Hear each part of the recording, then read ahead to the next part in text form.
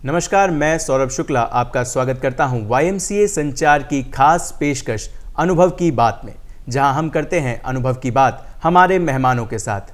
आज हमारे बीच मौजूद हैं मीडिया जगत की दिग्गज हस्तियां, कुछ ऐसे एकेडमिशियंस जिनका तजुर्बा मीडिया जगत में एक सदी के बराबर है। आज हम बात करेंगे उनसे गौरवशाली भारतीय राष्ट्रीय शिक्षा नीति के बारे में।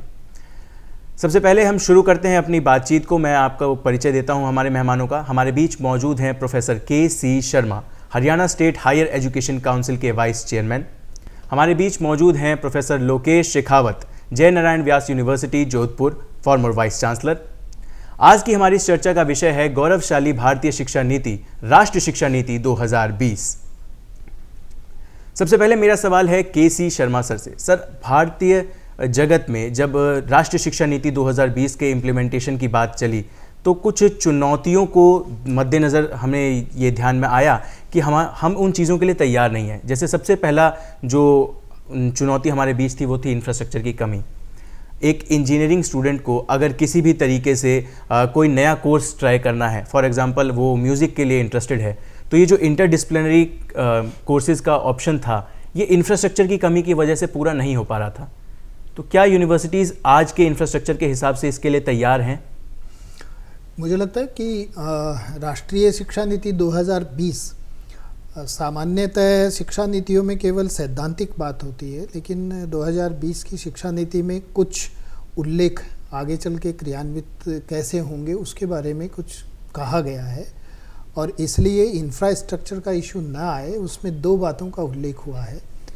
एक तो रिसोर्सेज को आपस में शेयर करें लोग, तो माना किसी विषय की एक विश्वविद्यालय के अंदर इंफ्रास्ट्रक्चर नहीं है, किसी दूसरे संस्थान में है, तो वो आपस में कोलैबोरेट करके और शेयर कर सकते हैं। दूसरा विषय बताया है कि बहुत सारे ऐसे विषय होंगे जो क्लासरूम के अलावा ऑनलाइन भी उपलब्ध होंगे, तो जिस भी स्टूडेंट को वो कोर्स करना है तो वो ऑनलाइन कर सकता है। केवल विश्वविद्यालयों को ये करना होगा कि जो उनके रेगुलेशंस हैं उनमें इस प्रकार के रेगुलेशंस को स्थान देना पड़ेगा, और इसके लिए मुझे लगता है कि प्रारंभ से जिस दिन से केंद्र सरकार ने इस नीति की घोषणा की है, तब से एक तरह से टॉप से प्रधानमंत्री जी के लेवल से मॉनिटर हो रहा है, टास्क फोर्स बनी हुई है, इन सब बातों के ऊपर डिटेलिंग हो रहा है। तो आने वाले कुछ एक आध साल के अंदर मुझे लगता है सारे प्रश्नों का उत्तर इसमें से निकल जाएगा। जी सर। मेरा अगला सवाल प्रोफेसर लोकेश से है। सर, जिस तरीके से भारतीय राष्ट्रीय शिक्षा नीति के अंदर स्वदेशी भाषाओं के ऊपर जोर दिया गया, हमने हाल ही में देखा मध्य प्रदेश के अंदर मेडिकल क्षेत्र की कई किताबें हिंदी भाषा के अंदर उपलब्ध करवाई गई। क्या हम इस चीज़ के लिए तैयार हैं? भारत जैसे विविध देश में जहां 22 भाषाएं हैं, वहां पर हम इतनी सारी भाषाओं की किताबें टेक्निकल एजुकेशन के मामले में उनको इम्प्लीमेंट करते हुए ट्रांसलेट करें, और क्या इसमें समय नहीं लगेगा? क्या ये राष्ट्रीय शिक्षा नीति के इम्प्लीमेंटेशन को थोड़ा आगे नहीं ढकेल देता? नहीं, समय तो निश्चित रूप से लगेगा, क्योंकि जब नई किसी बात की शुरुआत की जाती है जो अब तक नहीं हुआ ऐसा, लेकिन शुरुआत अगर ईमानदारी से की जाए तो निश्चित रूप से उसके रिजल्ट्स अपने सामने आते हैं। अभी जैसे आपने भोपाल का जिक्र किया जी, तो वास्तव में पहले ये बड़ा एक चिंता का विषय था। सब लोग चिंता करते थे कि भाई मेडिकल साइंसेज में और आपके इंजीनियरिंग में, इन विषयों में और हिंदी में और रीजनल लैंग्वेजेज में कैसे पुस्तकें तैयार की जाएंगी। तो भोपाल ने ये सब काम ईमानदारी से करके एक उदाहरण पेश किया है, और वो पुस्तकें उपलब्ध कराई हैं मेडिकल साइंसेज की। तो वो हमारे सामने एक आदर्श मॉडल है कि जिसको अपना करके बाकी जो फील्ड्स हैं या बाकी लैंग्वेजेज हैं उन सब में भी, जैसे अभी कैलाश जी ने कहा कि भाई टास्क फोर्स बनाने की आवश्यकता है, और नई शिक्षा नीति में ये भी उल्लेख है कि भाई ट्रांसलेटर्स हों, उनके लिए अलग विश्वविद्यालय स्तर पर डिपार्टमेंट्स बनाए जाएं, और उसमें अच्छे प्रशिक्षित और विद्वान जो है वो ट्रांसलेटर के रूप में काम करें। तो निश्चित रूप से जब ये ट्रांसलेशन का जो डिपार्टमेंट है उनको विश्वविद्यालयों के स्तर पर अगर समृद्ध बनाया जाएगा तो ये जो आप कह रहे हो, जो चिंता प्रकट कर रहे हो, उस चिंता को हम दूर कर सकेंगे और रिजल्ट सामने आएंगे। बिल्कुल सर। मेरा अगला सवाल प्रोफेसर सुषमा यादव से है। मैम, हमने ये देखा है राष्ट्रीय शिक्षा नीति बच्चों को क्लासरूम के दायरे से निकलने की आज़ादी देती है। वो बच्चों को सिखाती है कि किस तरीके से हमें प्रैक्टिकल एक्सपोजर जो अलग अलग फील्ड्स के अंदर रिक्वायर है उसकी ज़रूरत होनी चाहिए। तो ये जो अटेंडेंस कल्चर आज तक यूनिवर्सिटीज़ में फॉलो किया गया है, 75% अटेंडेंस कल्चर, क्या राष्ट्रीय शिक्षा नीति इसके ऊपर एक गहरी चोट करती है? सौरभ, बड़ा अच्छा प्रश्न है। मैं नहीं कहूँगी कि राष्ट्रीय शिक्षा नीति इस पर चोट करती है। राष्ट्रीय शिक्षा नीति इन बंधनों से मुक्त करना चाहती है। हमारे यहाँ विद्या भी अपने आप में बंधनों से मुक्त करने वाली विधा है और ज्ञान भी बंधनों से मुक्त करता है। तो ज्ञान को बंधनों में बांध कर दिया नहीं जा सकता। लेकिन मैं 40 वर्ष पहले की बात करती हूँ। अगर शिक्षक अच्छा है तो अटेंडेंस की कंपल्शन की ज़रूरत नहीं होती, आवश्यकता होती ही नहीं है। मैं अपने स्टूडेंट्स को तब ये कहा करती थी कि अटेंडेंस के लिए क्लास में कभी मत आइएगा। अगर आपको लगता है कुछ मिल रहा है तो आप मेरी कक्षा में ज़रूर आइए। और राष्ट्रीय शिक्षा नीति यह चाहती है कि विश्वविद्यालयों का और विद्यालयों का वातावरण ऐसा बने, इतना उत्साहपूर्ण और इतना स्वागत करने वाला हो और इतना ज्ञान से परिपूर्ण हो। और ज्ञान भी ऐसा ना हो जो आपको फिर से बांध दे। ज्ञान ऐसा हो जहाँ आपके कौतूहल को भी प्रश्रय दिया जाए और आप जो जानना चाहते हैं वो आपको दिया जाए। और मैं पूरे विश्वास के साथ ये कह सकती हूँ कि जब शिक्षक ऐसे होंगे तो बच्चों पर ये बंधन बांधने की आवश्यकता नहीं होगी। तो ऐसा नहीं कि शिक्षा नीति अटेंडेंस के कंपल्शन को ही सिर्फ ख़त्म करना चाहती है, वह पूरे वातावरण को बदलना चाहती है। और वातावरण ज्ञानमय हो, आनंदमय हो, और जहाँ ज्ञान और आनंद मिल जाएंगे वहाँ प्रत्येक विद्यार्थी जाना चाहेगा और बिना किसी बंधन, बिना किसी अनिवार्यता के जाना चाहेगा। ऐसा राष्ट्रीय शिक्षा नीति चाहती है। बिल्कुल। राष्ट्रीय शिक्षा नीति के बारे में हम जब भी बात करते हैं, हमारा सबसे पहला ध्यान जो केंद्रित किया जाता है वो इस चीज़ के ऊपर केंद्रित किया जाता है कि यह राष्ट्रीय शिक्षा नीति केवल हिंदी और हिंदी के राष्ट्रीयकरण के ऊपर फोकस्ड है। किस तरीके से सारी भाषाओं को नकारते हुए केवल हिंदी भाषा के अंदर इसकी पढ़ाई या इसकी जो किताबें हैं उपलब्ध कराई जाएं। तो मैं किसी सर आपसे ये जानना चाहूँगा कि क्या सिर्फ राष्ट्रीय शिक्षा नीति का मेन उद्देश्य हिंदी को प्रमोट करना है या और भी स्वदेशी भाषाओं के ऊपर इसका जोर रखा जाएगा? क्योंकि अभी तक हमने जिस हिसाब से देखा, हमारे पास भारत के अंदर हिंदी स्पीकिंग बेल्ट में कई राज्य आते हैं, तो जाहिर सी बात है उनके अंदर हिंदी का जो डेवलपमेंट है राष्ट्रीय शिक्षा नीति का, वो हमें जल्दी देखने को मिला, पर इसका हमें उतना जल्दी देखने को नहीं मिला बाकी भाषाओं। अपने यहाँ पर कुछ जो पूर्व में मन के कुछ आग्रह रहते हैं, उनके कारण से कई बार ये परेशानी होती है। जब ये शिक्षा नीति फॉर्मली सरकार के द्वारा घोषित नहीं हुई थी, उससे पहले भी दक्षिण भारत के 1-2 प्रांत के लोगों ने जा कर के कहा कि इसमें तो हिंदी थोपी जा रही है हम लोगों में। फिर उनको ड्राफ्ट दिखाया गया और उनको बताया कि आप इसको देखने के बाद बताइए क्या, तो वो भी संतुष्ट हुए। और मुझे लगता है कि पॉलिटिकल आधार पे बहुत सारे विषयों को उठाने वाले लोग भी इस नीति में भाषा के संबंध में जो बातें कही गई है उसके बारे में कुछ कहने की स्थिति में नहीं है, क्योंकि ये किसी भाषा को थोपने का विषय नहीं है। विषय यह है कि भारतवर्ष में भारत की भाषाएं यदि नहीं, उनको कोई स्थान नहीं मिलेगा तो फिर कौन से देश में मिलेगा। भारतवर्ष में 22 भाषाओं को हमने रिकॉग्नाइज़ किया कॉन्स्टिट्यूशनली। तो जो भी कोई बालक बालिका जिस भाषा में पढ़ना चाहता है उसके लिए व्यवस्था हो।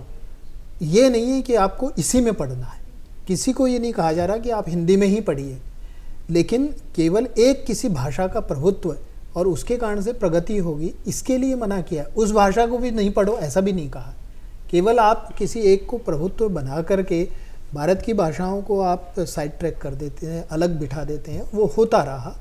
नीति ने यह कहा है कि नहीं, ये सब समृद्ध भाषाएं हैं, इनका एक सांस्कृतिक ऐतिहासिक एक कुल मिला करके वो है, बहुत समृद्ध भाषाएं हैं।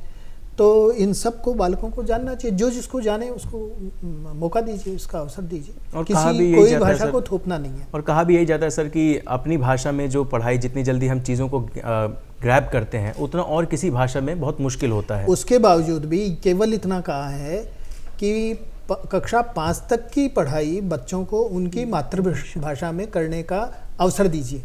वो किसी दूसरे में करवाना चाहता है, अलग विषय है, लेकिन मातृभाषा में बच्चा 5वीं तक की यानी 7-8 वर्ष की आयु तक वो अच्छे से ग्रैस्प करता है चीज़ों को, तो वो अवसर दीजिए। आगे चल करके वो जिस भाषा में आगे का अध्ययन करना चाहता है उसको करने दीजिए, लेकिन मातृभाषा में नहीं कराएंगे और जगह जगह हम केवल एक अंग्रेजी भाषा के अंदर सारा शिक्षण देंगे। वो उसमें आता है क्या नाम से नर्सरी में आता है, वहीं से उसको वो शब्द रटाना शुरू कर देते हैं, उसके घर में दूसरी भाषा बोली जाती है, तो उसके ऊपर एक बहुत ज़्यादा एक तरह से मानसिक अत्याचार जैसा होता है। केवल वो बंद करिए, ख़त्म करिए, वो अवसर दीजिए आगे का अध्ययन जिस भाषा में वो करना चाहता है। एक आखिरी सवाल है, मैं आप सभी से इस सवाल के ऊपर एक रिमार्क लूँगा सर, कि पिछले कुछ सालों में अगर आज से हम 10, 20, 50 साल पहले की बात करें तो जो शिक्षकों का दर्जा था सोसाइटी के अंदर, समाज के अंदर, वो काफ़ी दयनीय स्थिति में देखे जाते थे। वेतन उतना नहीं होता था, सम्मान बहुत होता था, और उस समाज से लेकर के हम एक आज के समाज में आते हैं जहां देश की प्रसिद्ध मैगजीन इंडिया टुडे मैगजीन के कवर पेज पे देश के 4 सबसे बड़े दिग्गजों की, शिक्षाविदों की तस्वीरें आती हैं, खान सर, विकास दिव्य कीर्ति या अवध ओझा या ऐसे और एकेडमिशियंस की। क्या future of teaching beyond educational कहीं पहुंचने की क्षमता रखता है सर आने वाले कुछ 10-12 सालों में? मैं सबसे एक एक करके रिमार्क लूँगा। सर सबसे पहले आपसे शुरू करते हैं। बियॉन्ड एजुकेशन सेक्टर की जो बात है वो तो मेरा ये अपना मानना है कि व्यक्ति में अगर उत्कृष्टता होगा, उत्कृष्ट होगा व्यक्ति। अब डॉक्टर सर्वपल्ली राधाकृष्णन का उदाहरण अपने सामने है, वो एक आदर्श शिक्षक रहे, लेकिन राजनीति के क्षेत्र में एक्टिव हुए वो, और उसमें उनको ऊंचाइयां छूने का मौका मिला और संवैधानिक दायित्व भी उन्होंने निभाए, और 2 बड़े महत्वपूर्ण दायित्व उपराष्ट्रपति और राष्ट्रपति के रूप में। तो मेरा ये मानना है कि व्यक्ति अगर अपने इस शिक्षा के क्षेत्र में अगर ऊंचाइयां प्राप्त करने की स्थिति में होता है, ये निर्भर करता है उसकी अपनी योग्यता और क्षमता पर, और वो अपनी योग्यता और क्षमता को कहाँ तक विकसित करने का काम करता है। तो वो अगर ऐसा करता है तो उसको एजुकेशन से बाहर भी सम्मान मिलेगा और उसको दायित्व मिलेंगे, और वो उस स्थिति में भी अपने दायित्वों को बहुत अच्छी तरह से निभाएगा। सर आपका टेक इसके ऊपर? भारतवर्ष में शिक्षक को राष्ट्र निर्माता कहा गया है, क्योंकि परिसरों में युवक युवतियों के निर्माण में, कुल मिला करके उनके जीवन के निर्माण में शिक्षक की भूमिका होती है, ऐसा बताया गया है। और उसी के कारण से भारतवर्ष में शिक्षकों का बहुत उच्च सम्मान रहा है, आज भी वर्तमान में है। जहाँ तक आपने दयनीय स्थिति की बात कही, मुझे लगता है कि जो वेतनमान आए थे पिछले दिनों 76 के बाद में, वो उनके बाद में वो स्थिति नहीं है। लेकिन ये ज़रूर बात है कि बहुत सारे प्रकार के शिक्षक समाज में हो गए हैं। शिक्षा नीति उन सब को ठीक करना चाहती है, और उसमें जिन बातों के लिए कैटेगरिकली ये कहा गया है कि ये तो जाना ही चाहिए, उसमें से एक बात उन्होंने कही है, रेगुलर शिक्षक चाहिए, कॉन्ट्रेक्चुअल शब्द नहीं चाहिए। और जब रेगुलर शिक्षक की बात आती है, नियमित शिक्षक की बात आती है, फिर उनमें शिक्षक के गुण क्या क्या होने चाहिए, शिक्षक को क्या क्या चाहिए जीवन में, वो भी कहा है। लेकिन इस शिक्षा नीति में ये प्रमुख रूप से कहा गया है कि परिसरों से राष्ट्र के, समाज के उत्थान के लिए युवक युवती बाहर आना चाहिए, और वो कार्य परिसरों में शिक्षक करेंगे, वो माध्यम बनेंगे। बिल्कुल सर। मैम, जिस तरीके से टीचर्स को एक ब्रांड के रूप में पेश किया जाता है आज की डेट में, हमने देखा है कि मैं एजुकेशन सेक्टर में अगर यूनिवर्सिटीज़ और कॉलेजेस को छोड़ दूं तो जिस तरीके से प्राइवेट इंस्टीट्यूशंस काम कर रहे हैं, एक ब्रांडिंग के रूप में देखा जाता है that he is not a teacher, he is a brand. क्या ये एजुकेशन के प्राइवेटाइजेशन की तरफ बढ़ता हुआ एक अगला कदम है? नहीं, ये बिल्कुल उसी का प्रतीक है, मात्र कदम नहीं है, ये उसी का प्रतीक है। और मैं नहीं समझती कि शिक्षक को ब्रांड के रूप में देखा जाना चाहिए। इस देश की जो परंपरा है, मैं चाहती हूँ 2000-4000 वर्ष पीछे जाएं, और जब गुरु गोविंद दोनों खड़े काके लागू पाए, बलिहारी गुरु आपने जिन गोविंद दियो दिखाए, वही शिक्षक, वही गुरु। गुरु उस रूप में नहीं जैसे आजकल कहा जाता है तो गुरु है, नहीं, वो गुरु जो हमें ईश्वर का सत्य समझाने की दृष्टि रखता हो, शक्ति रखता हो, सामर्थ्य रखता हो, वे गुरु इस देश में आएंगे, वही सम्माननीय होंगे, वही आदरणीय होंगे। तो गुरु ब्रह्मा गुरु विष्णु गुरु देवो महेश्वरा गुरु साक्षात पर ब्रह्म तस्मै श्री गुरुवे नमः। आज की हमारी इस चर्चा पर हमारे साथ जुड़ने के लिए मैं हमारे सभी मेहमानों का धन्यवाद करता हूं। मैं आशा करता हूं कि आपको आज का हमारा ये संवाद अच्छा लगा। आगे और ऐसी रोचक चर्चाओं के लिए, संवाद के लिए जुड़े रहिए हमारे साथ। तब तक के लिए मुझे दीजिए इजाज़त। धन्यवाद। धन्यवाद। धन्यवाद।